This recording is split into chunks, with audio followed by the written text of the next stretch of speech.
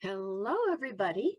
Welcome to part 2 of Understanding Biogenic Carbon, the science and application of biogenic carbon in life cycle assessment. Here with us again today from Halifax is Dr. Nathan Ayer, who's the Director of Analytical Services at EarthShift Global and has been working in LCA for over 16 years. Not only is he certified, but he's an instructor at Dalhousie University, where he teaches courses in sustainability and ecological economics. Dr. Caroline Taylor joins us from Northern California, where she currently serves as Assessment and Policy Research Fellow with the Center for Sustainable and Circular Technologies at the University of Bath. She's a member of the ACLCA's Policy Committee and has a long affiliation with EarthShift Global. Caroline has more than 20 years of experience in modeling and analysis, much of it in sustainability and LCA. Welcome, both of you. Thank you very much, Holly. And welcome to everyone who's joined today. I suspect many of you were with us 2 weeks ago for part 1, so welcome back to those of you who have returned. For those of you that are joining for the first time, welcome. You're coming in on part 2 of our session on biogenic carbon, and Caroline and I are both really happy to be here again today. We really enjoyed the first session. Some really great questions came from the audience, and we recognize we have not gotten back to you on some of those questions, but we have kept a record of questions, and we will find a way to respond to some of those that we didn't get to during the meeting.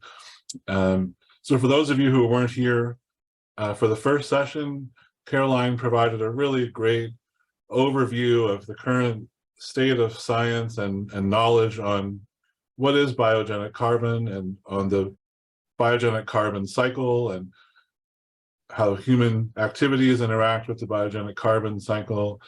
And this is to set the stage for today's session, which is about how do we actually model these complex systems when we're doing things like life cycle assessment and carbon footprinting, trying to understand the implications of how we interact with the biogenic carbon cycle, given in particular its important role in sustainability strategy, which we touched on last week. So this second session is more of a practical session about what are the ways in which we model biogenic carbon currently in tools like LCA. What is some of the current guidance that we have from different standard programs and guidance from different areas of LCA and government-directed guidance. And then we want to end by talking about what are the implications of how we treat biogenic carbon in LCA, and talk about some of the really important implications it has in policy development, in carbon offset markets, and a number of applications where this work is really playing a meaningful role in developing sustainability strategy and the importance of having sound approaches to modeling biogenic carbon in that context. Just a note that we do have a question and answer window where you can type in questions that you have over the course of the talk. We won't deal with questions by and large until the end of the presentation, although Caroline may respond to the odd one here and there as we go through. But we will have lots of time at the end to respond to questions, so feel free to type them in as they come up. And we will monitor that and look forward to having that discussion at the end.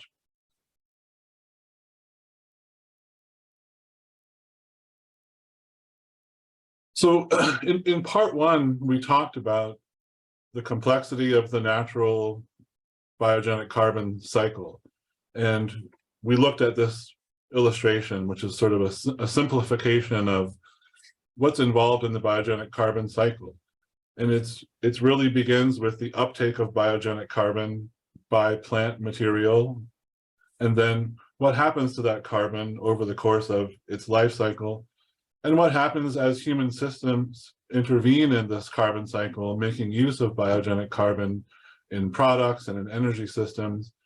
What does that do to the fate, and what is this overall balance? What I really love about this illustration on the screen is it shows the way that we have to simplify things to be able to model a system that's this complex. So working as LCA practitioners or carbon footprint modelers, it's not possible to capture every bit of detail of a complex system like this. So we have to make simplifications, we have to draw boundaries, and we have to make assumptions to be able to actually generate models that give us quantitative information on the biogenic carbon cycle and on our interactions with it.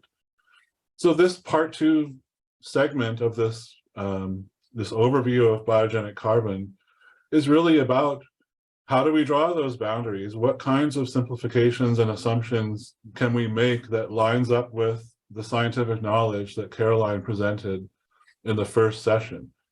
What kind of guidance do we have from expert communities on how we should do that?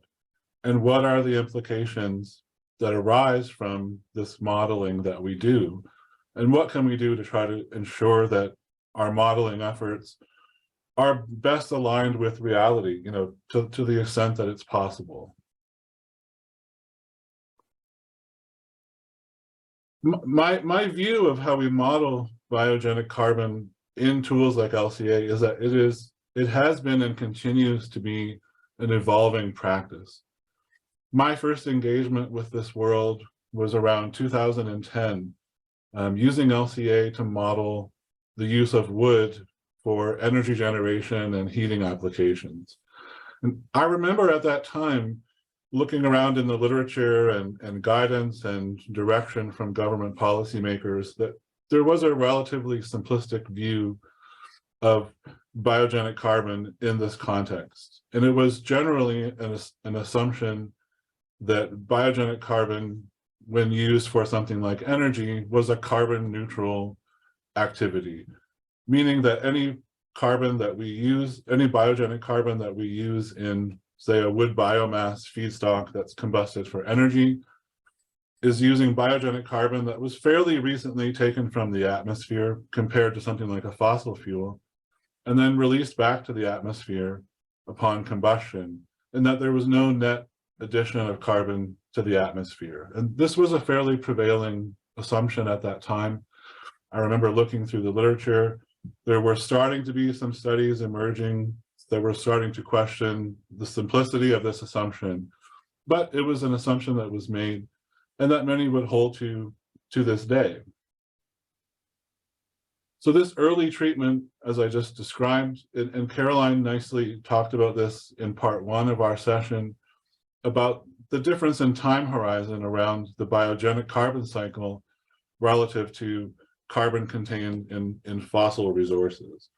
And so it's this shorter time horizon that allows us to potentially have this situation where biogenic carbon removed from the atmosphere, taken up into plant matter, and then returned via combustion or via decay of products that contain biogenic carbon can essentially balance each other out. So it seemed like a reasonable assumption. And again, it continues to be a prevailing assumption in some circles.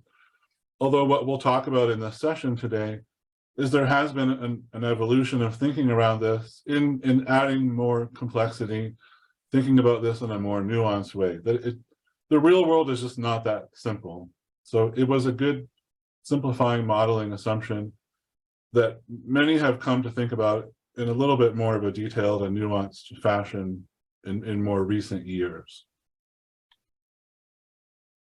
So this is the wood bioenergy example that I've just described, and just sort of illustrating that simple assumption that any carbon released when we burn wood biomass to generate electricity, for example, is simply returning to the atmosphere from which it came 20, 30, 40 years before, when it was taken up by trees in the forest, if this is our feedstock in this case. And so when doing an LCA of a biomass energy system like this, we may just not have to model biogenic carbon at all. We just treat it as being completely balanced, and we focus our efforts on the emissions coming from other life cycle activities. Over the years, we've come to view a more nuanced picture, and as I said, recognizing that the real world is just not that simple. And so there have been, lots of good publications and research into, well, there actually is more happening here. We need to understand this at a more detailed level. We may be actually missing some important aspects of this cycle by making that simplifying assumption. So the top point here is renewable biogenic resources equal carbon neutral. So any biogenic carbon that's emitted to the atmosphere through products and through energy systems is simply balancing out with carbon uptake in new plant growth after harvesting has occurred.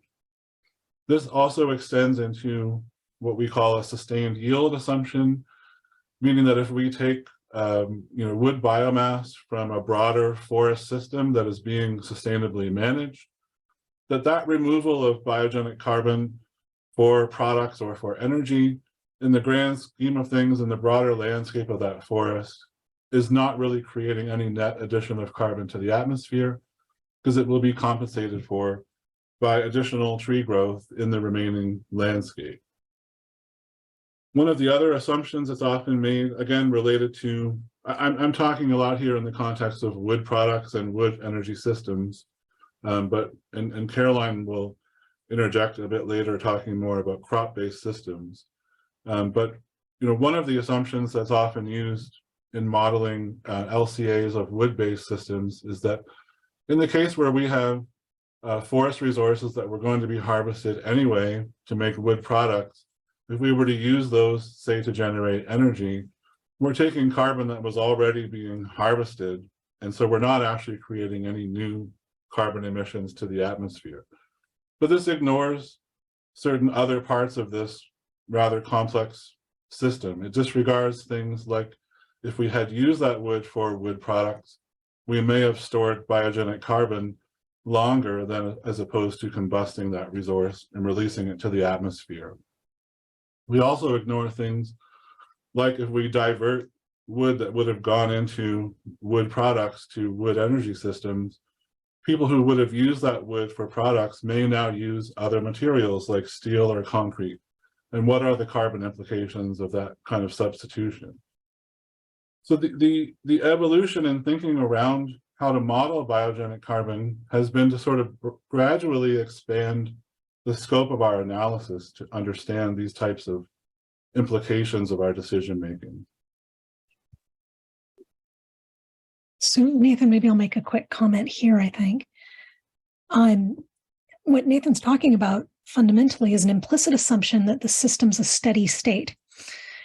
And that's really something that is most clearly consistent with the crop-based system, with something like an annual or short rotation crop, where things are cycling relatively quickly. The forest situation, as Nathan is talking about, is obviously a lot more complicated because of the temporal factor. With the crop-based systems that initially drove a bunch of this in the biofuels and bioenergy space, it looks intuitively like a very straightforward assumption, and that drives the earlier, very simplified treatments of biogenic carbon. And those approximations are often a little bit more viable, which is one of the reasons crop-based systems like bioplastics and biofuels have continued to rely on the very straightforward carbon in, carbon out neutrality perspective. And that's something that is, as Nathan's talking about, evolving quite a bit. It's really interesting, Caroline. Do you think, is it your sense that those assumptions were developed earlier on crop-based systems, and they were just kind of extended when we got to talking about forest-based systems? Is that part of what you're observing? I do think that's part of what happened. Part of what happened is much of this was driven by the policy, particularly around the realization that bioenergy and biofuels in particular needed governance. And so I think later on when we're discussing the overall implications, that driving force will be particularly relevant. But I think also the forestry system has a whole bunch of very detailed long-term biogeophysical dynamic models that were already out there, but are quite thorny. And as we talked about with the soil models last time, at the surface, they look pretty straightforward. And so you put these two things together, and something as straightforward as a steady state approximation becomes very, very appealing and seems very viable. And maybe as zeroth order, it is. Yeah, great. Thank you. And so, I mean, this slide shows two other common treatments of biogenic carbon in forest-based systems.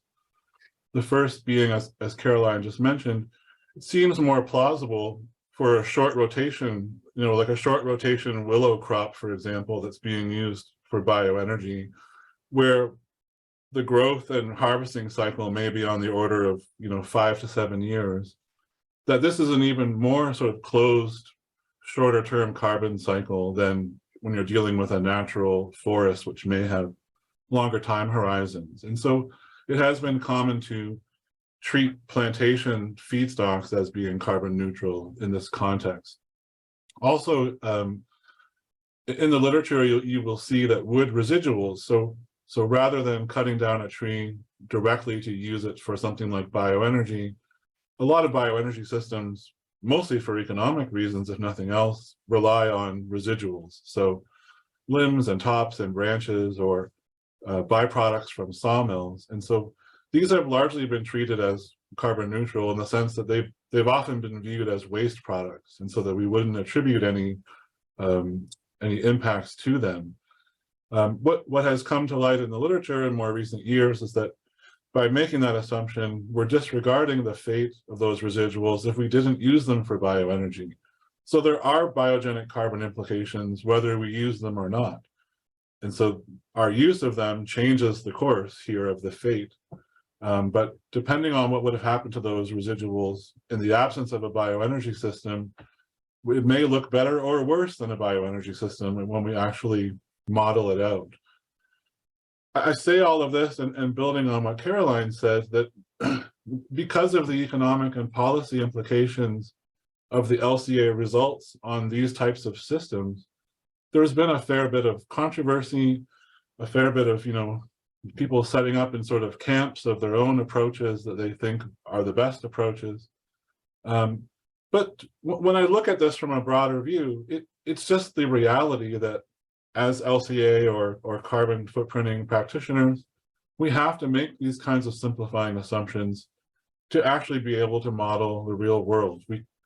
We don't have the modeling tools and the data to wrap our arms around the whole complete picture.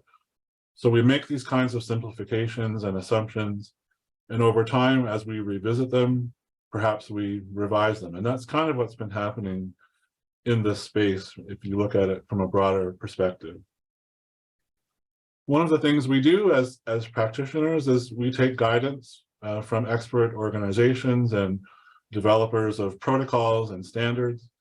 And so we don't have the time in this session to go into a full exploration of all of the available and current guidance around biogenic carbon. It's expanding and evolving. We'd like to think perhaps that it's somehow converging into some common guidance, but at the moment there is still some disparate guidance. And so we'll just go through a quick few highlights here of some of the current guidance from different programs, recognizing that these are continuing to evolve and we're not capturing all of them. I think the starting point for many is the IPCC, which have developed much of the calculation methods and approaches that we use around greenhouse gas emissions and around biogenic carbon.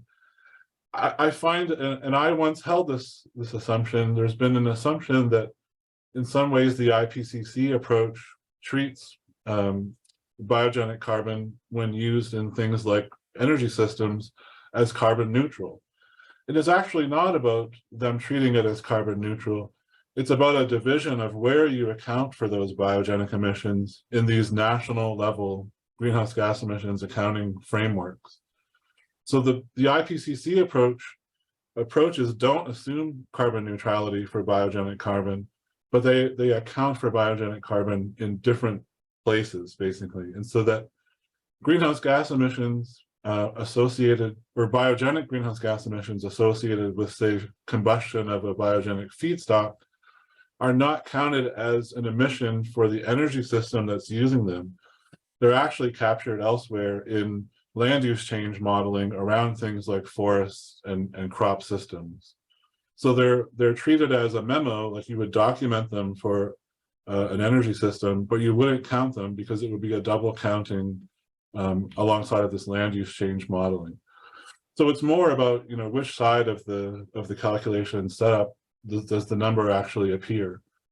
So the biogenic carbon released when we combust wood biomass for electricity, for example, under IPCC guidance would not be counted relative to the energy system.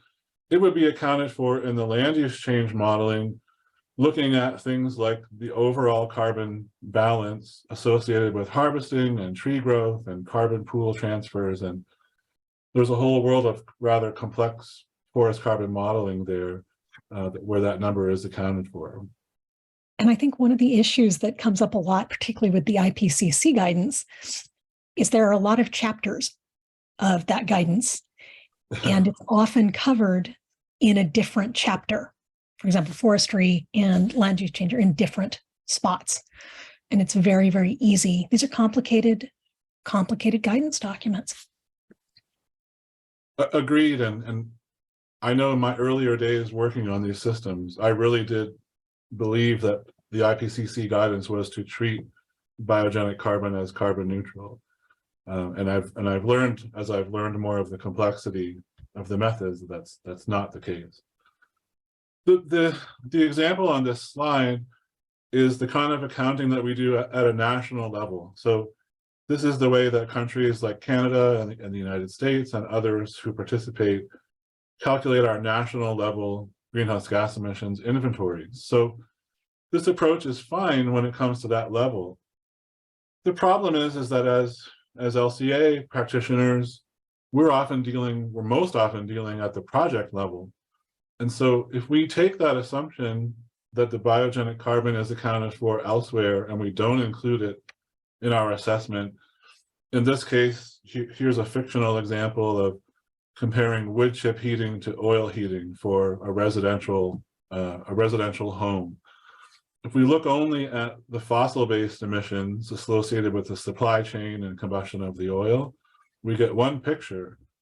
If we were to actually bring forward the biogenic part of this story, there's actually often cases a lot more carbon tied up in the biogenic part of this, and we're kind of missing that picture. And so there's been an effort in recent years to bring biogenic carbon modeling into a project-based LCA format like this.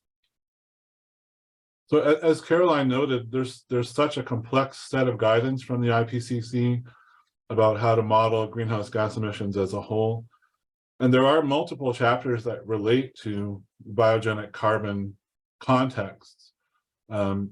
Especially if you look at the bottom of the slide, there's some very detailed guidance on how to calculate greenhouse gas emissions associated with things like livestock manure management, agricultural systems, and waste systems, which are places where biogenic carbon is a really key part of that. So the IPCC guidance, broadly speaking, is more for the national level, but there's good guidance here also how to model more at a project level if you take the time to seek out these more detailed chapters. If we look to the ISO standards for LCA 1440 and 1444, there's no specific guidance in the LCA standards around biogenic carbon. But if we go to the carbon footprinting standard, 14067, and then the series of 14064 standards, which I'll mention one of in a moment, there is some guidance around biogenic carbon, in particular around documenting biogenic carbon as a separate line item as a part of these carbon footprint calculations, and also reference to referring to storage time, which we'll talk about in the latter part of this session, because storage time of carbon that is sequestered in products or in natural environments is a big part of our broader modeling of these systems and how we understand. This is a figure from ISO 14064-2, which is project level guidance for greenhouse gas emissions accounting. And there's some specific reference here to tracking biogenic carbon flows through reservoirs, sources, and sinks. And so actually tracking removal and transfers. So, one of the distinctions here is carbon being transferred from, say, a land-based environment to the atmosphere, or is carbon being transferred between sinks and reservoirs? And so this level of guidance from ISO 14064 is prompting us to model biogenic carbon flows at a more detailed level. So this is a long way from just assuming neutrality. There's a lot of other guidance outside of ISO standards. If we look to the EU product environmental footprint guidance, or things like the GHG protocol, the general approach is that biogenic carbon should be accounted for in a transparent fashion. So it should be modeled and treated separately from fossil-based carbon. And there's some particular guidance around the period of removal and having thresholds for, if you want to be able to claim biogenic carbon storage within a product system, what is that threshold in terms of how long must it be stored? And so a 100-year storage period is common to these two and some other programs. Here's another aspect of the transparency of reporting that's emphasized in things like the GHG protocol, in that this is particularly relevant at the product level. So if you have a bio-based product that contains biogenic carbon, a real simplified approach, which I have seen in different cases, would be to actually try to take credit for having that biogenic content. But that's too early in the life cycle to be able to make a determination like that. We have to also consider the fate of the product and the fate of the biogenic carbon contained within. So this is a nice example of a project that was done under the greenhouse gas protocol guidance by DuPont, modeling a polymer that had a biogenic carbon content.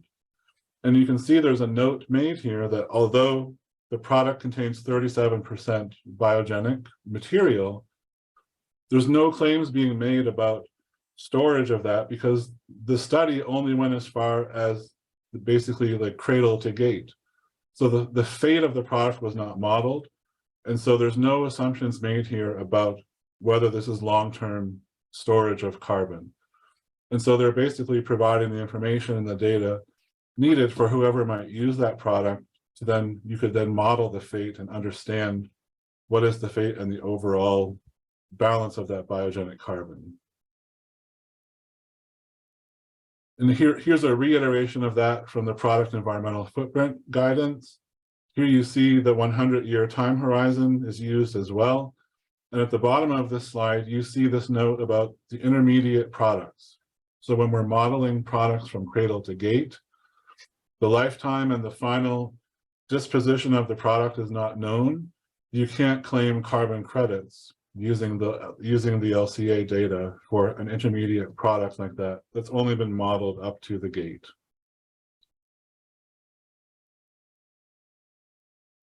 This is a summary of some of the guidance from the ILCD handbook on LCA. I think what's really notable here is the different time horizon that's expressed, and that permanent carbon storage must be shown to be over 100,000 years. So very different scale than our 100-year time horizon.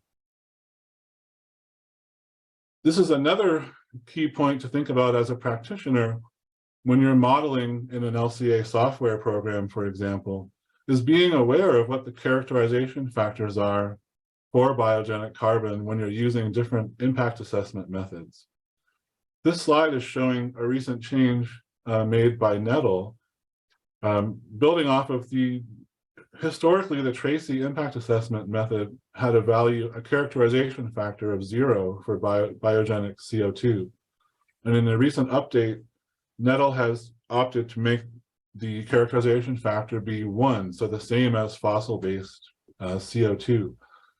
So having an understanding of what the characterization factors are in the methods that we're using is an important part of the modeling exercise. And I want to real quickly, there's a question that ties directly to this on, that our impact assessment models are crucial. And as one of the attendees pointed out, the IPCC 2021 GWP update does have an option for including biogenic carbon uptake. And the question is, it does include both uptake and emission. And how does it model the biogenic carbon? It's doing exactly the same thing. Historically, the GWP for carbon that was labeled biogenic, CO2 in particular, had a characterization factor of 0, just like Tracy. And now, if your carbon is tagged as biogenic, both its negative and positive will be included, just like what Nettle is doing here. That is, like Nathan's 140642 diagram, you're tracking the flows, and the assumption is just that it's a non-zero characterization factor. That's happening under the hood, and as practitioners, it's easy to miss. Yeah, a great point. And a colleague and I came across this in a modeling exercise just yesterday when using the carbon uptake version of the new GWP method. So it's important to know the characterization factors. It's also important to know whether the data sets you're using include that carbon uptake. So if you look at a lot of the eco-invent crop-based systems, for example, that carbon uptake is modeled into the data set. So this is an important nuance to be able to pay attention to in your modeling efforts. So I think, getting away from the guidance and just reflecting overall, we're seeing a broadening of the scope and the level of complexity that's being brought to bear on modeling biogenic carbon, an increased effort to track biogenic carbon, as Caroline described it, and to be transparent about biogenic carbon at different points of the life cycle. So the slide I'm showing here comes from my PhD research from a few years ago, where I was modeling wood biomass energy systems. And this was my way of kind of conceptualizing the carbon cycle alongside of the life cycle activities associated with the supply chain.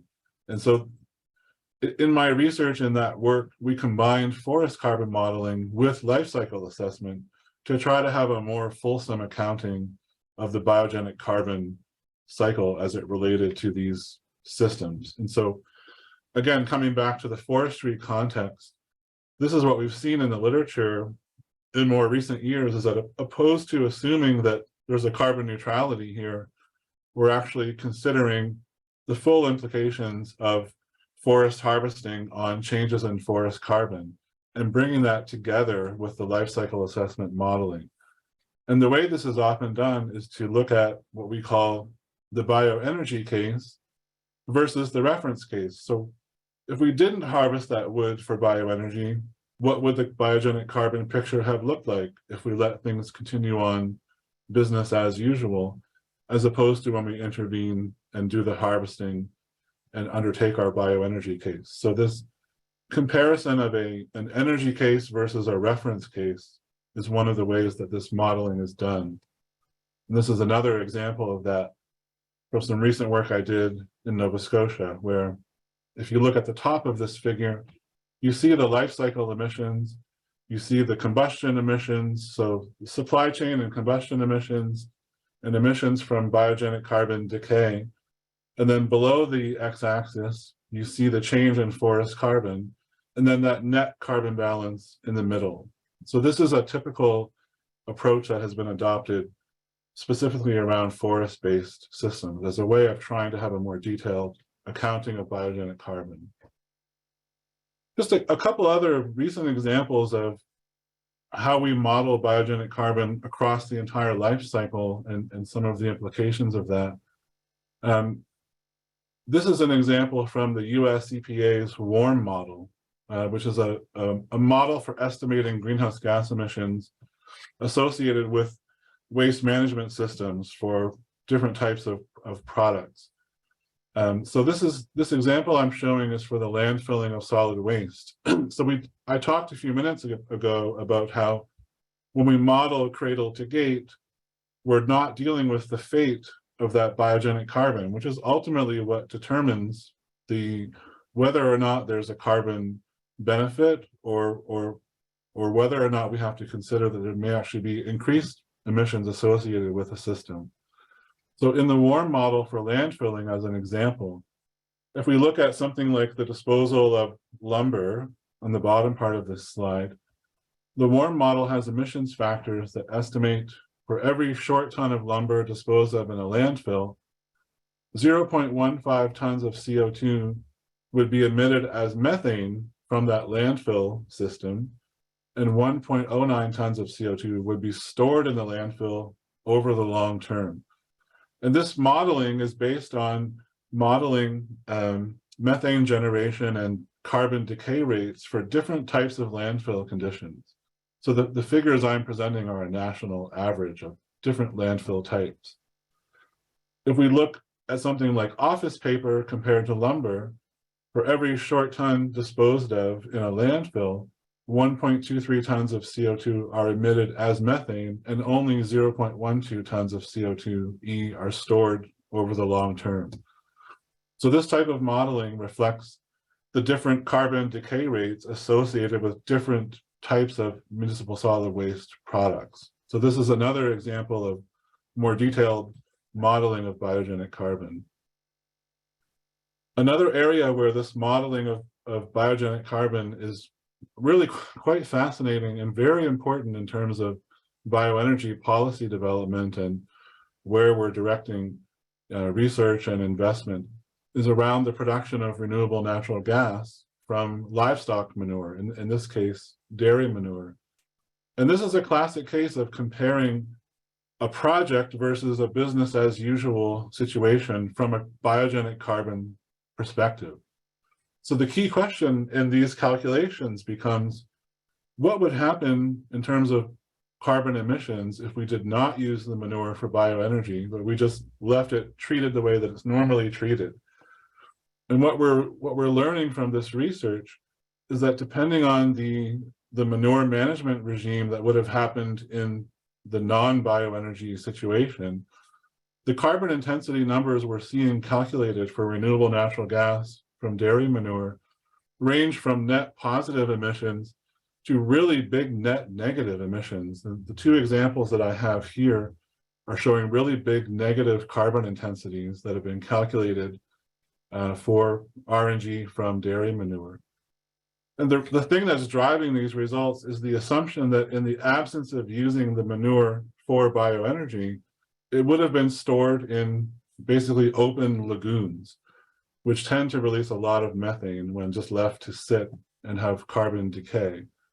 So the thing we have to be careful of is not to assume that every instance of producing RNG from dairy manure would result in these large negative carbon intensities.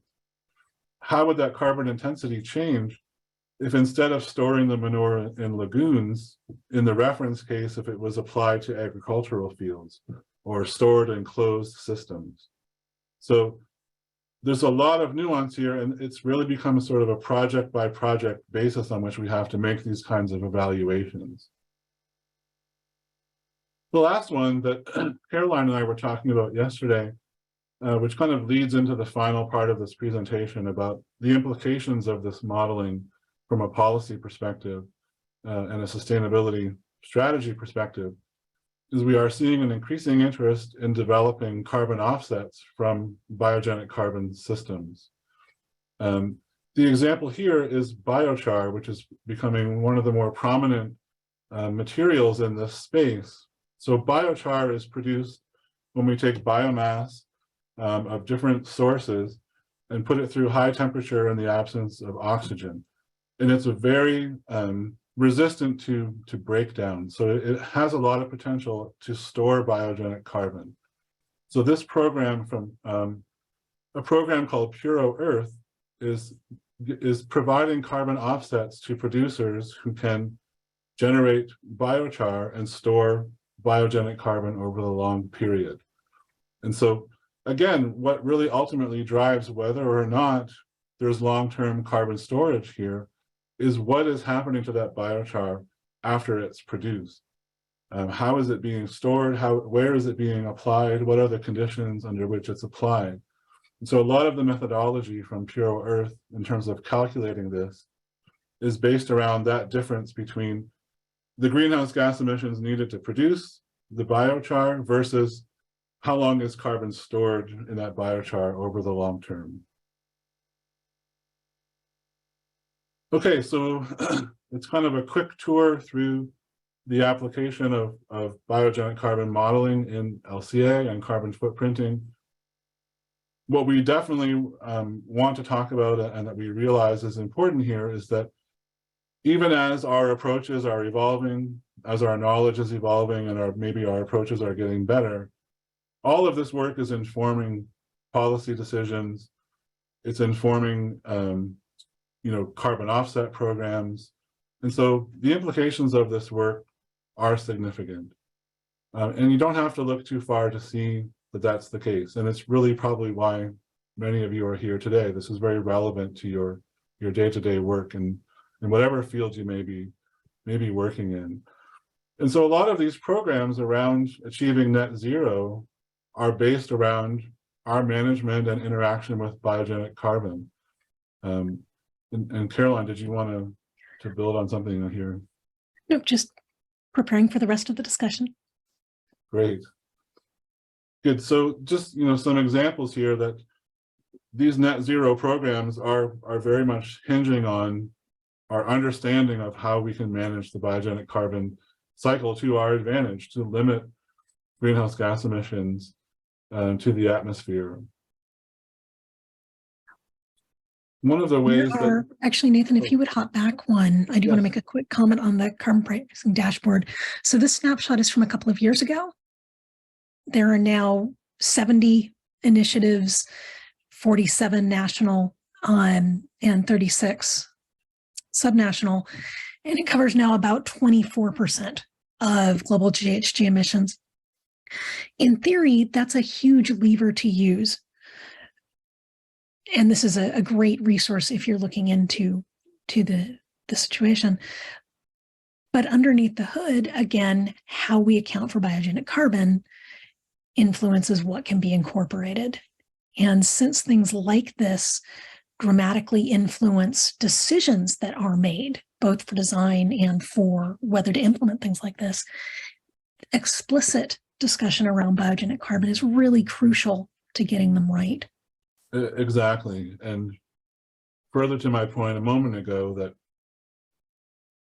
even though we're still working on improving our understanding and our modeling of biogenic carbon systems, the results of earlier work and of current work are being used to influence decision making. And one of the things that's important is that we are very much focused on carbon and climate change here, but these kinds of policy decisions have ramifications that go beyond those considerations. And so, one example of that is the European Union's Renewable Energy Directive, which classified wood biomass feedstocks as a carbon neutral source of electricity.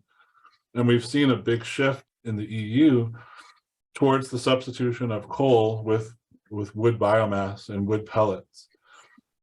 And a lot of those wood pellets are coming from markets outside of Europe. So here in Canada, where I live, and in the United States, we are becoming the major suppliers of wood pellets for this program. And so there are potential implications of that increase in harvesting for other environmental indicators beyond greenhouse gas emissions. What are the implications in terms of the local ecology of forests where harvesting is being increased? And there's a lot of research now going into exploring that and what have been the implications of this EU policy.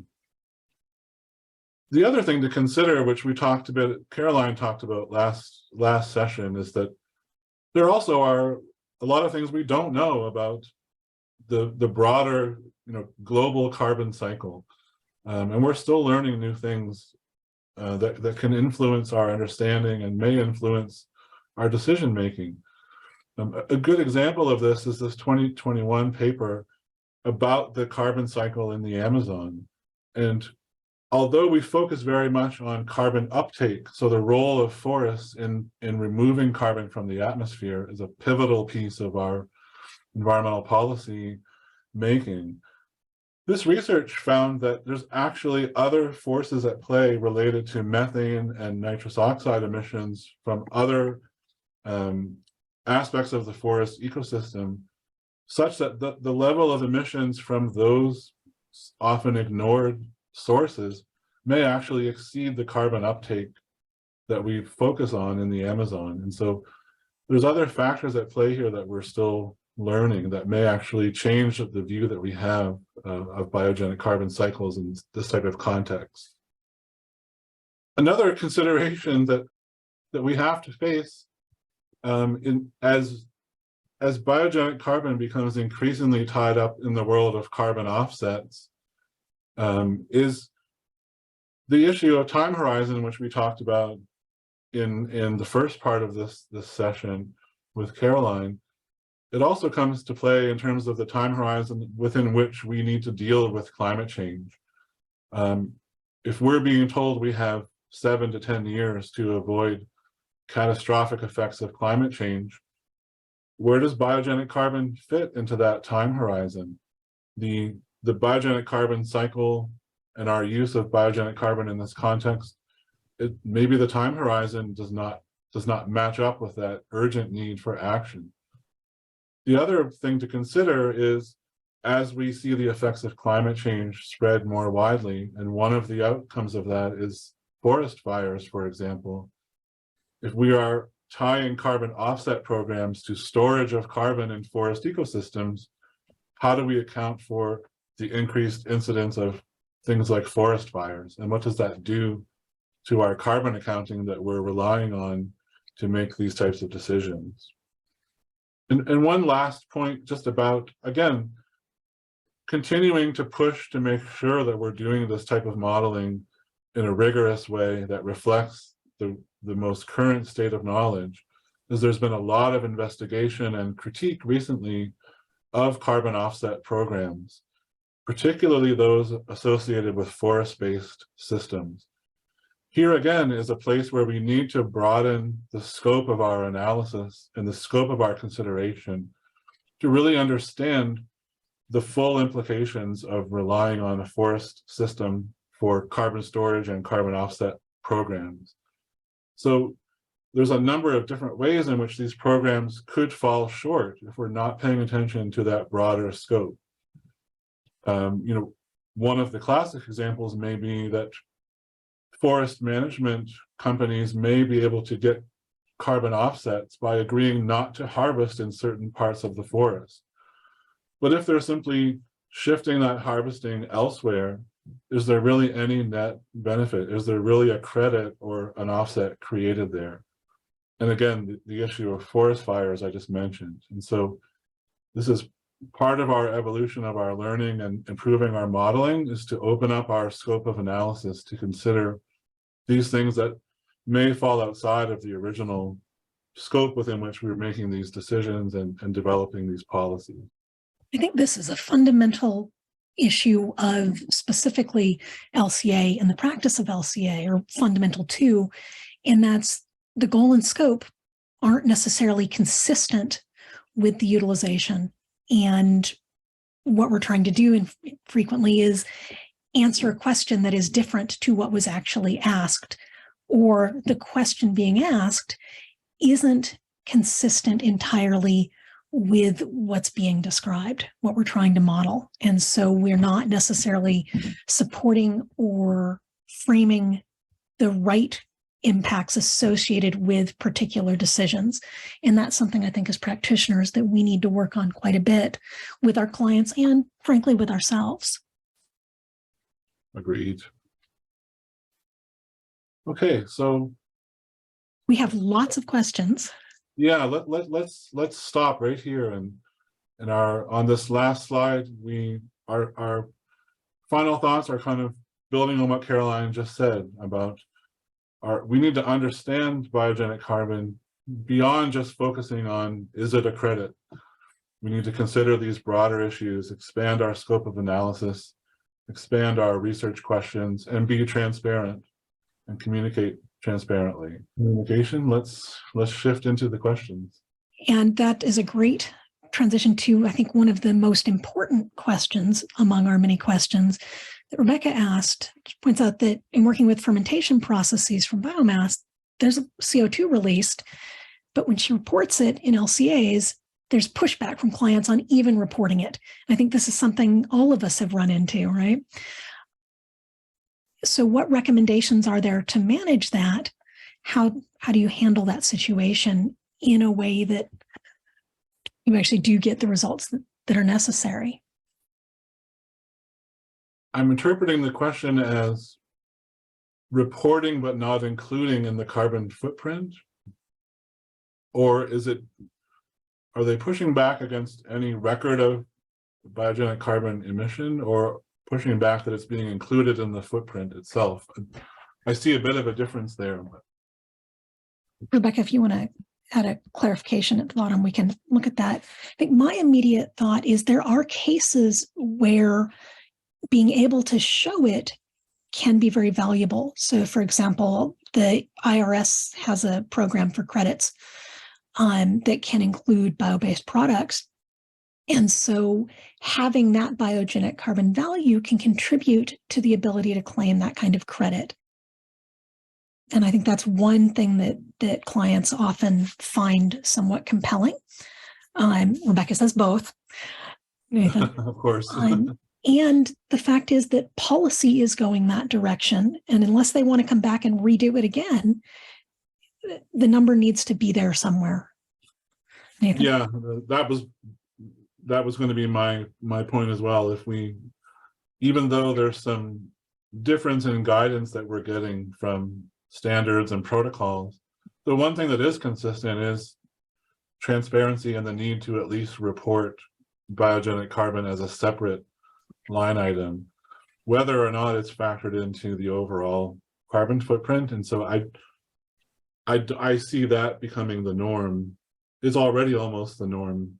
So I think the point you just made to me is the important one, that you will be increasingly expected to be able to show that number for many different reasons. And so that would be my rationale. Thank you.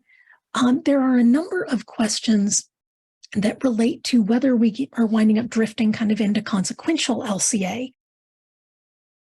So that if you're including the assumption of normally treated, like in this case, wouldn't the anaerobic digestion of manure be a better normal treatment, or the normal storage in a landfill?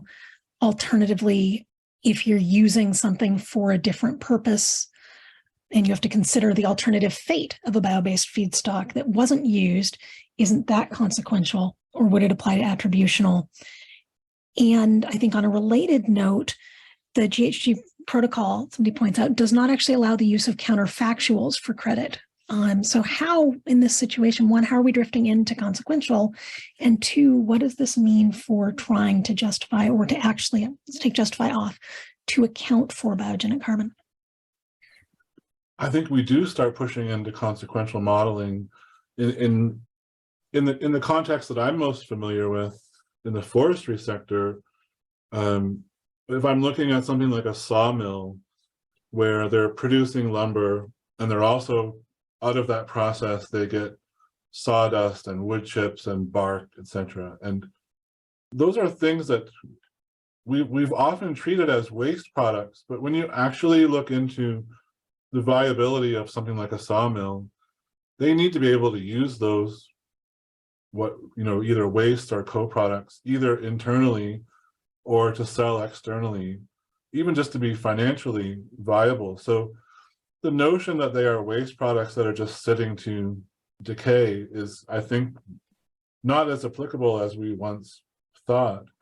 And so if you're going to be using, let's say you're going to be using wood chips from that sawmill for an energy application outside of the sawmill, are you taking away an energy resource that the sawmill would have had internally, and are they in turn now using more natural gas for drying, for example? And so that to me is a consequential situation where, to get a full understanding of the implications of that decision, you are starting to get into a need to model what are the consequences of this decision. Well, let's make a distinction also. In a design use, you're going to compare scenarios and look at those impacts. And that comparison right there is something that needs to be considered. If I make this decision for my plant, this would be the impact. If I make that decision, that would be the impact. So there are times where you're going to do that, and absolutely that should be part of the discussion around making a change like that. And I think that other issue that was mentioned about you can't use the counterfactual case under the GHG protocol is that is an important thing that often varies from regulator to regulator or protocol to protocol in terms of what can be included in the scope of these calculations, and it really can change a carbon intensity calculation tremendously, as we saw with the manure example. And a recent example I think of is the Canadian Clean Fuel Standard, where under the initial iteration of that fuel standard, you were not allowed to account for avoided emissions, which is what basically you're doing when you're in that manure example. You're taking credit for avoiding those methane emissions that would have occurred if the manure was left to decay in a lagoon. And I've seen that has now been actually brought forward as something that is allowable under the Canadian Clean Fuel Standard for renewable natural gas. So they've had to evolve their thinking and if you look at the system, I think it should be part of the consideration, because if you are dealing with lagoon storage, maybe there is maybe a better alternative is anaerobic digestion. And so that's an area where I think not all of the programs are harmonized, so to speak, where if you go to California or Canada or different jurisdictions, you may not be allowed to claim certain parts of that calculation. Yeah. We've got a couple of questions that are, I think, particularly useful for practitioners that I want to touch on in our last couple of minutes. One is a pretty straightforward: how do we account for biogenic carbon that's transferring between product systems? So the example that they offer is using recycled pulp or recycling of cardboard. Do you treat the carbon flows as emissions, positive or negative? My answer to that is no.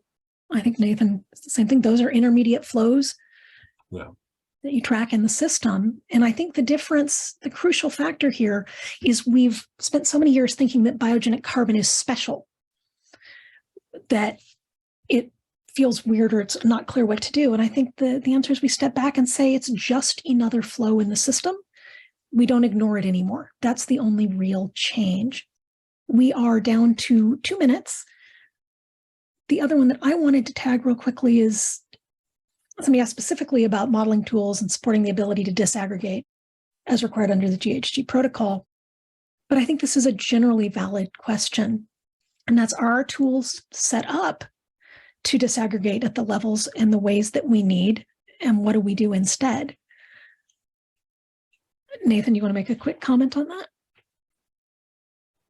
If you think about an example like the forestry one that I was going over, where we combined forest carbon modeling with life cycle assessment modeling, the LCA tools, don't have particular capacity to model. That required a whole other software program and data set. And so I think it depends on the level of complexity and the aspect of the biogenic carbon that you're trying to model. I think our LCA software tools can certainly handle the uptake versus emission part of it. But I think it's when it comes to modeling some of those other non-supply chain implications, you do need other tools and other knowledge and sometimes other experts to come to bear on that. And scratch paper. Sometimes we have to do it by hand. On that note, it is 11 o'clock or 2 p.m. So I think it's time to wrap up. We have a whole bunch of questions. we will compile, and along with some questions from the first session, we'll provide a précis of answering ones that we can. Thank you all so much for joining us for this series. We've enjoyed presenting it and very much enjoyed the questions and discussion, and look forward to ongoing discussions. Thank you both. It was a great talk.